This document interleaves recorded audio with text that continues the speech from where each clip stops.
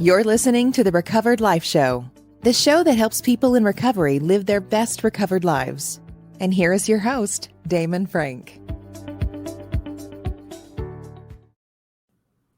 Welcome to the Recovered Life Show, Wednesday, July 13th, 2022. How you doing, Kristina Dennis? I'm doing great, Damon Frank. How are you? Happy hump day. Yes, I am doing fabulous. We are careening towards the middle of July, and I'm thrilled about that. There's so much stuff going on in the Recovered Life community, and I'm really excited about the conversation we're going to have today. I think the topic is interesting. I think a lot of people are going to relate to this, and a lot of people have had problems with this. So I'm so thrilled that we're going to be talking about confrontation and why it's difficult in sobriety. Oh, yeah. Before we confront confrontation, though, I want to thank everybody for all of your continued support. Please like, share, follow the show, send it to a friend, let people know that we're out here.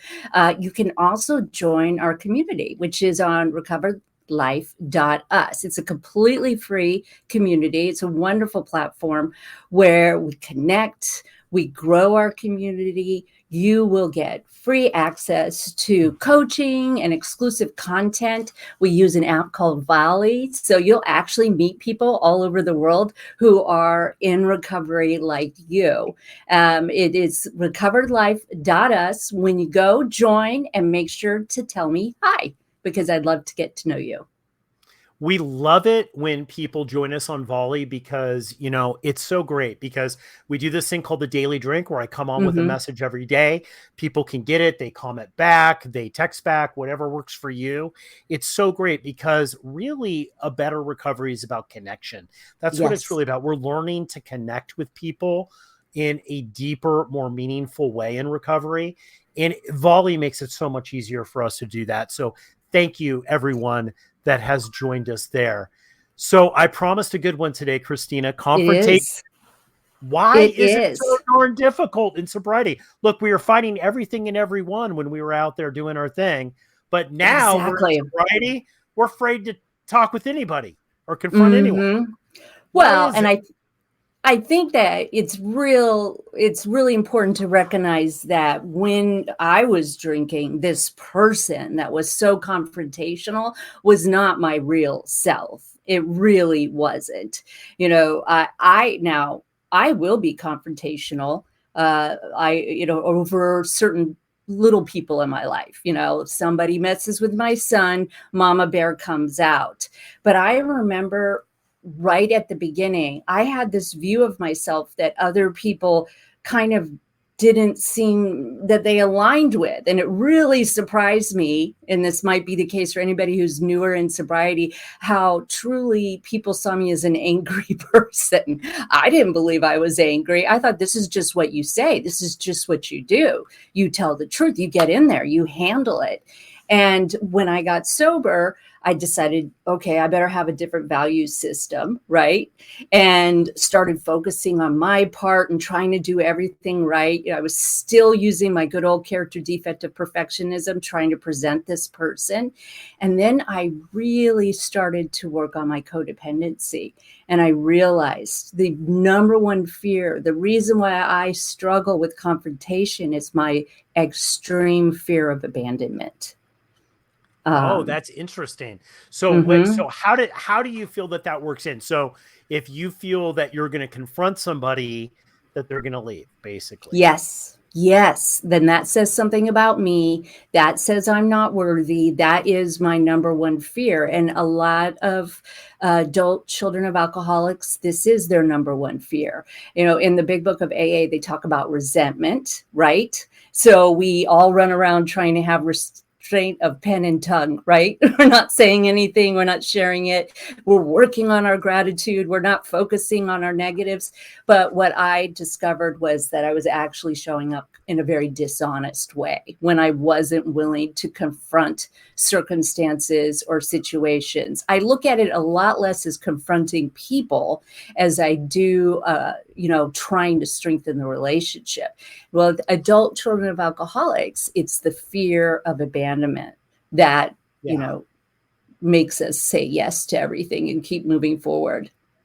Well, I think that just on a really superficial level, when we look at Hmm. confrontation, of course it's going to be different, especially if you're drinking and doing drugs, right? Yes, Your barrier, that filter is gone. So a lot absolutely. of the times, look, I think everybody's got a fourth and fifth step if they're in a 12-step program of things that they have done and said or Yes, believed or acted out on that now we go like, man, in further inspection, like 4 minutes or a minute or 30 seconds, yes. I would have realized that was a stupid thing. But if you don't have a filter, right, and it just blah, right, it comes out. So Yes, I think most of anyone who comes into recovery looks at situations and maybe things that they said or did or acted on that they regret looking back on yes. it now, and confrontation is probably one of those. But I'm going to take this a step deeper. I know you're talking about codependency, and I know the fear of being abandoned, and I think Hmm. that that's there too. But one of the things that's you mentioned the big book of Alcoholics Anonymous, and it says something in there, and it says we're going to cease fighting everything and everyone.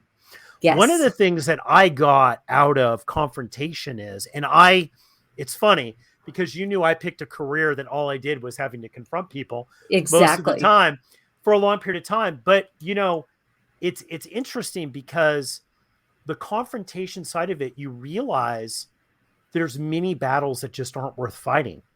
People are going to Exactly. believe, that's where I've come into my life. It's like, they're wrong. I believe they're Hmm. wrong, or I believe they're Hmm. wrong, right? They might not be, but I believe it. And the fact of the matter is I have empirical data where I know they're wrong, but it doesn't Exactly. really matter. It's not worth it for me to get all riled up and to pull myself out of the here and now and to risk relationships for opinions that don't matter. Yes. I Yes. really have come to that place. Now, it took me a while to get to that place. I don't believe that's for everything. I believe, one of my hot button issues, Kristina, is injustice. If I feel Yes. that there's been injustice with myself or a family member or a friend, I go absolutely crazy and I'll Yes. start confront. But even then, I start to say, look, is this a fight worth fighting? I never Right. asked myself that when I was actively an alcoholic.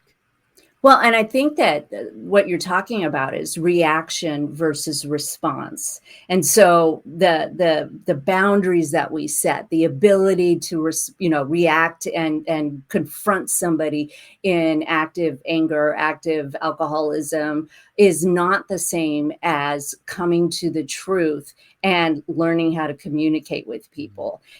And so really it's false confrontation, right? When we're just blowing back at somebody, it's a reaction, it's a nervous system that's been shot, it's undisciplined behavior.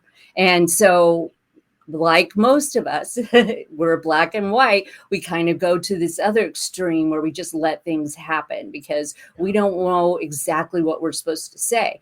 That is codependency. When we are not sharing our truth because we want to please the other person or keep the peace at all costs, then we are also abandoning ourselves, which is the ironic part. We're saying yes to everything because we don't want to be abandoned by somebody else, but we're abandoning ourselves every time by not protecting our needs and wants and not expressing them. And it is one of the hardest. It's not as easy as drinking and not drinking, right? It isn't. It's when do you confront an issue? When do you decide to do the hard thing? And I think it takes time to learn this new language.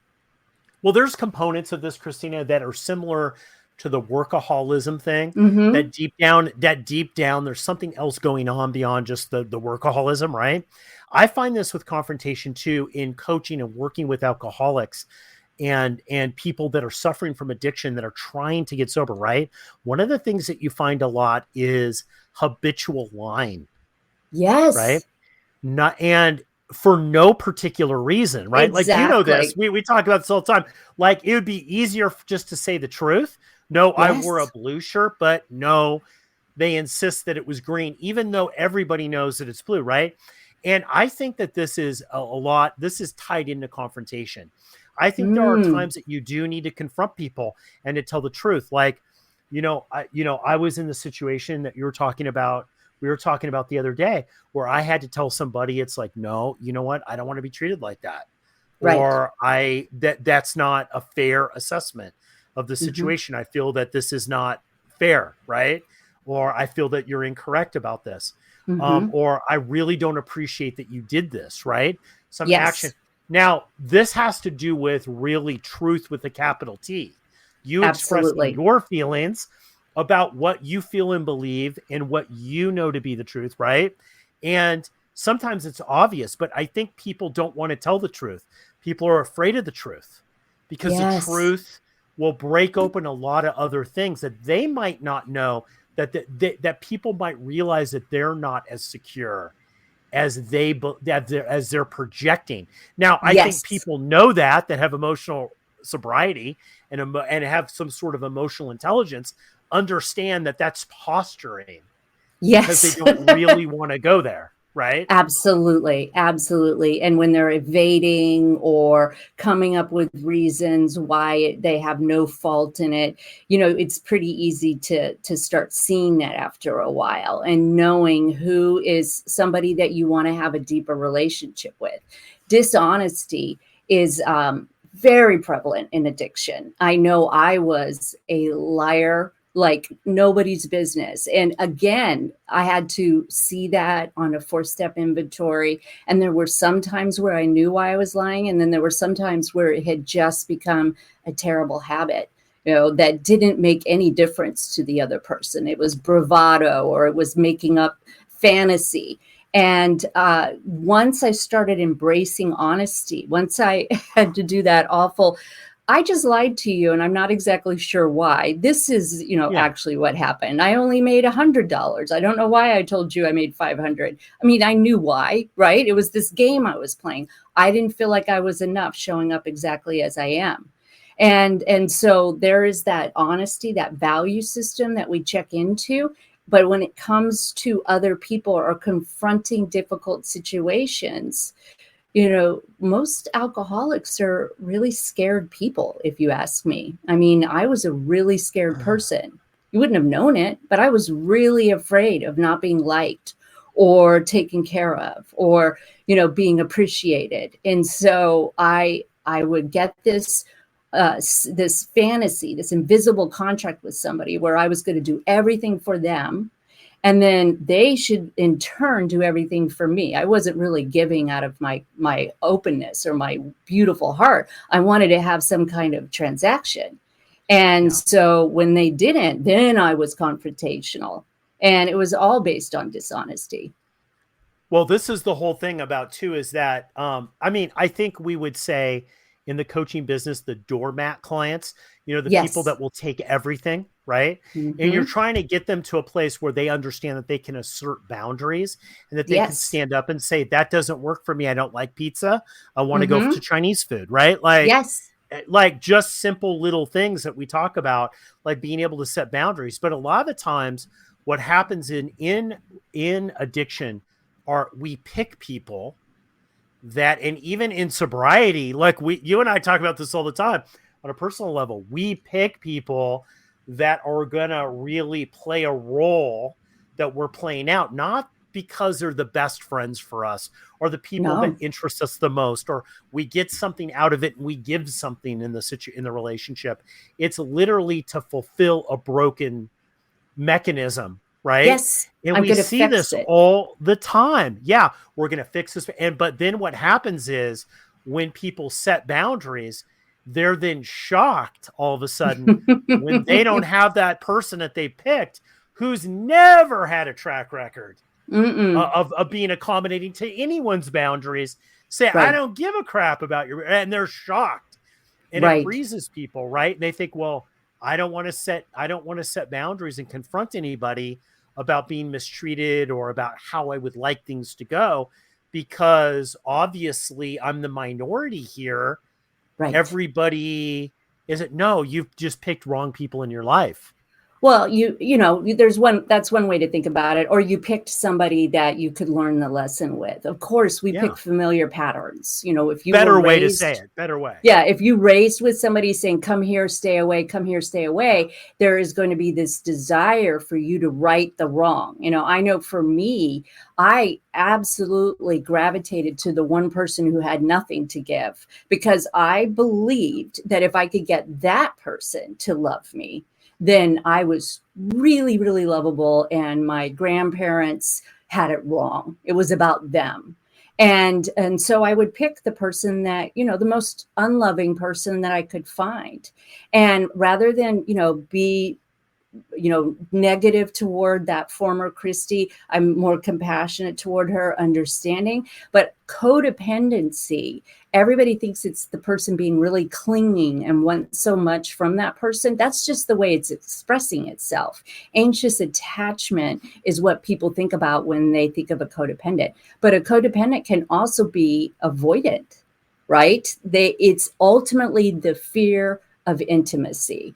Vulnerability is one of the scariest things that we can even imagine. Even though we demand it from somebody else, we are the last to give it. And that talks and speaks to honesty.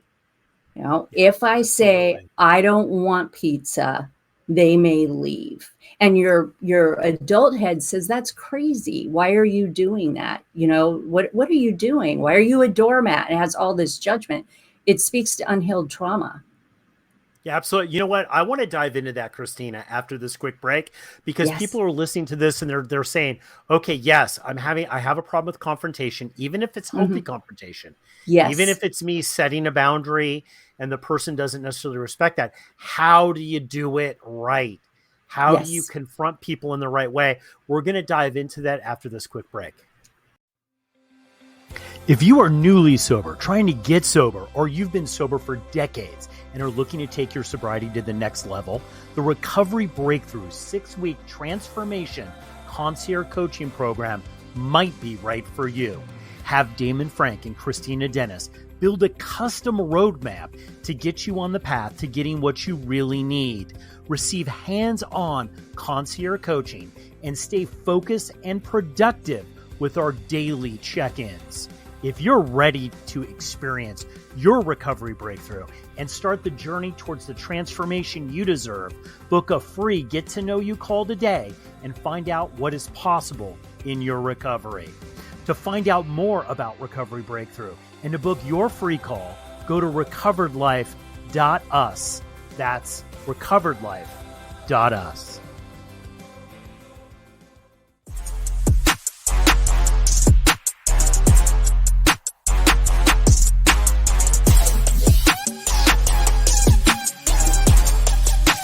You're listening to the Recovered Life Show. Okay, Kristina, we're talking about confrontation today. We're talking why it's difficult in sobriety. It's difficult. Listen, It's difficult. We promised everybody that we would talk after the break about how to confront people in a right way. And also I want to talk about what happens if it doesn't work out the way that you think it's going to. Right. Or the way you don't want it to. It's this drives people crazy, but in codependency recovery, we often show up wanting that other person to change, right? And so just like in Al-Anon or recovery, or if you're through family systems recovery program, you realize that we don't have any control over them. And some of the negotiation, some of the, trying to get that addict or that other person to do what we want them to do is simply manipulation. And of course, it's because we're afraid, right? We want what we think is the best, right? So when we start working on recovery from codependency, which allows us to transmit our boundaries, even before we open our mouth, we got to figure out who we are first and foremost. Once you start learning who you are, then it's a little easier to have a sense of self, to make a boundary, to really figure out what it is that you want. And I'm not saying that codependents and active addicts that find recovery can't stay together, but it's a completely new, it's a full-on new relationship from the beginning. So as you start identifying as a codependent, the first and foremost thing is to work on sense of self and figuring out who we are. And that sounds it's a little different than recovering from alcohol, where we stop thinking about ourselves so much. But we have to do that as codependents. We have to learn how to take care of ourselves. Once we have an idea. And I think you need your boundaries, right? You need also your boundaries, because this is the thing real quick. I got to jump in real quick on this, because you said something that is so good. It's like you said, you have to know what you want, basically. Right. Yes. And the thing is that a lot of people don't know what they want. That's a problem. But two, they don't know how to actually set their boundaries, right? They don't. It's the scariest thing in the world to say no. And I always tell people, start first, like you said, first you got to know what you want. You know how many times I've sat across with somebody and said, well, what do you want from this relationship? And they don't know. They don't believe that they can ask. They don't believe that they have any worth, or that the other person has any capability of giving it to them. And so they've picked this person kind of on purpose, right? To reject them because that feels comfortable. Yeah. That's familiar.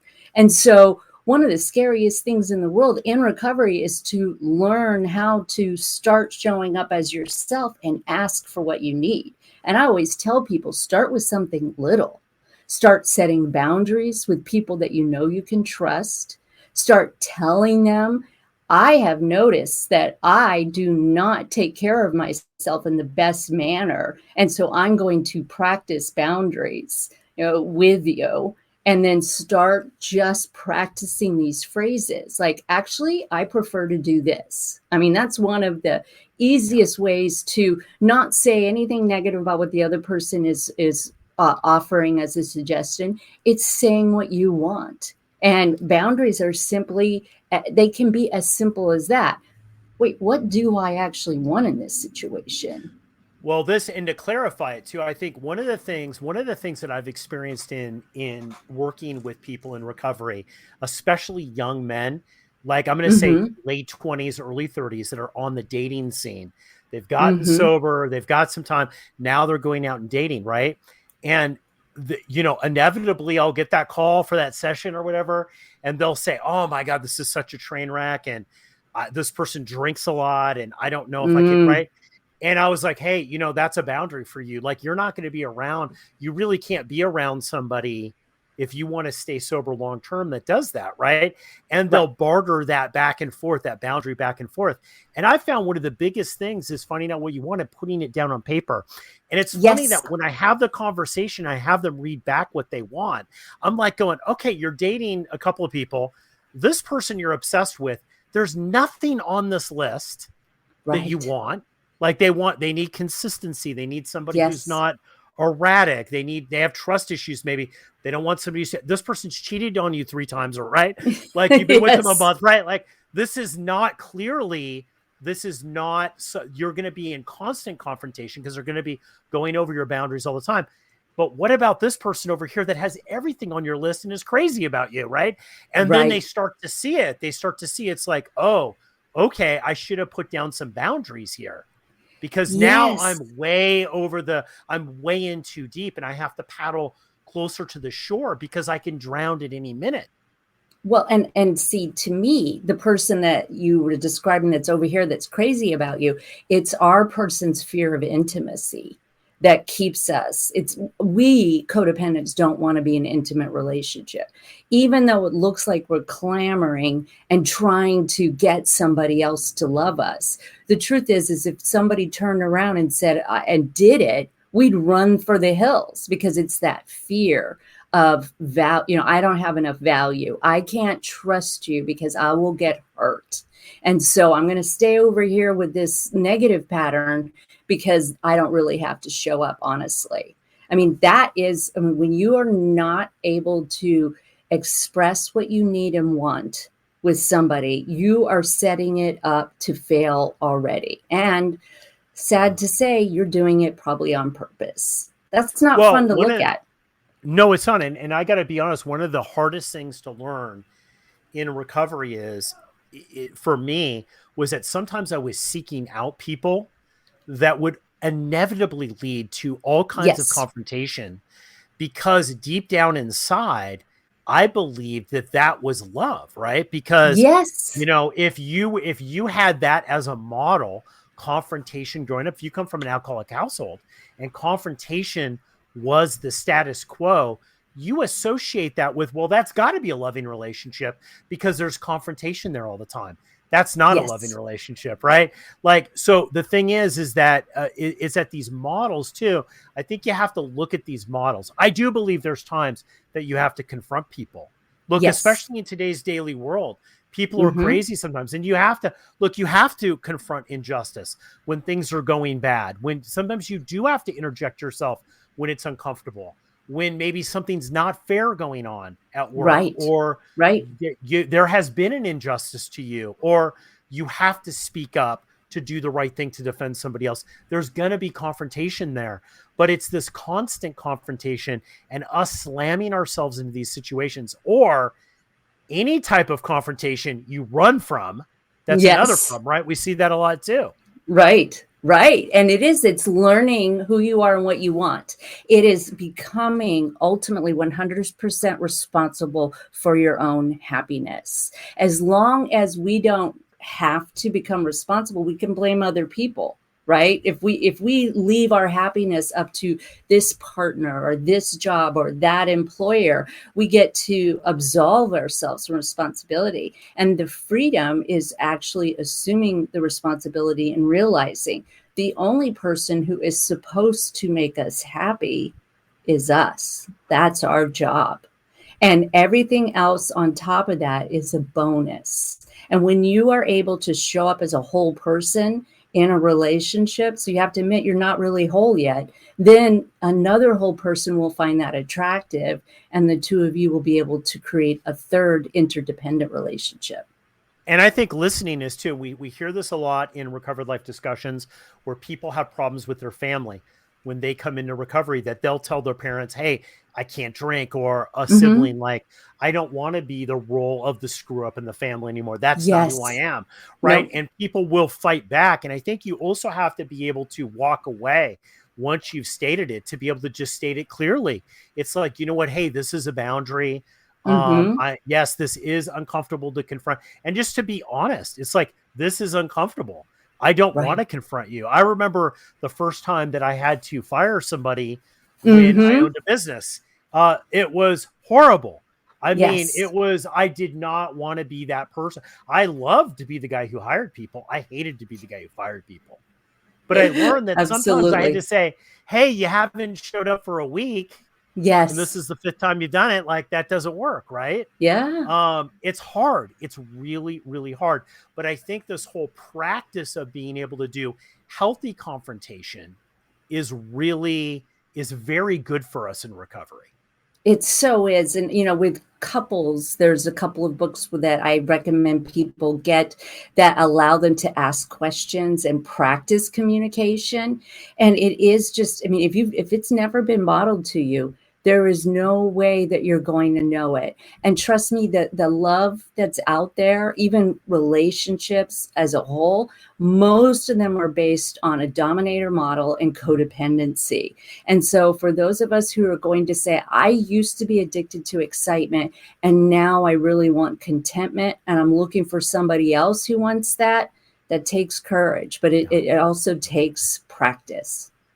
It does take courage. It does take courage. And, for people who are afraid, of confronting people, what I will say is, when I've had to do it and I don't enjoy it, I don't, Mm. look, it's not something that I love to do every day, Mm-mm. but I've learned it's gotten easier. I'm able to live with my truth of being able to say, and to be open to, and to be able to say, like, look, this is the way that I see it. But if you don't see it that way, I'm willing to have a conversation about it. Right. Yes. Like, being open and being a good listener and being able to listen to what the other person has to say. And, one of the freedoms of recovery, Kristina, I think for me, is to be okay with it not being okay. Yes. And Yes. that's something I've learned the hard way, but it's okay Right. that things aren't okay all the time. It is okay that things aren't okay. That is a true representation of life. That says your feet are on the ground and you're actually living your life. And as anything, the more that we get used to that, the more that we're okay flying through the air, in the middle of a trapeze, the more we realize that that's actually life. Kristina, this has been an amazing show. Any last thoughts about confrontation, about any of the subject, anything that people need to know? I know you talk about it a lot on your Setting Healthy Boundaries, Recovered Life discussions that we do every week. Yes, I think that the first thing that people need to know when they're trying to learn setting healthy boundaries is that it starts with sense and love of self. That self-love is actually the first step. This has been an amazing show. Thank you so much, Kristina Dennis. This is going to be, the show is in the can for Wednesday, July 13th, 2022. Everybody go out and live your best recovered life. We'll see you next episode. Bye. Keep the conversation going. Join Recovered Life, a community of like-minded people who are looking to live their best recovered lives. Membership is free, and you can apply at recoveredlife.us.